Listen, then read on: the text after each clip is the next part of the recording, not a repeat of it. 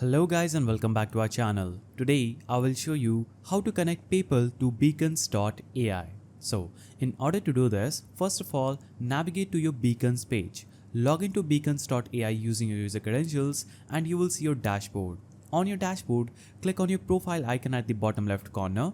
When you click on this, you will see a list of options. Under these options, select the first option that says Account Settings. Now you will see your Beacons profile. You'll have to simply click on this Payments option at the top right corner. That is the option to the far right. When you click on Payments, you'll have these options: PayPal, Stripe, and Bank Account. So we have the option to connect our PayPal to our Beacons AI account. Simply click on the connect button just right here and this will take you to another PayPal page. Select I'm not a robot, complete the CAPTCHA. Click on verify. Now that page has taken me to paypal.com. I'll have to simply enter my PayPal's email, select my country, click on next. Now I will click on login. After I click on login, I will have to allow Beacons.ai to agree and connect to PayPal. So I'll click on agree and connect. Now I'll click on go back to beaconsai.ing. And as you can see, I have successfully connected my PayPal to beacons.ai.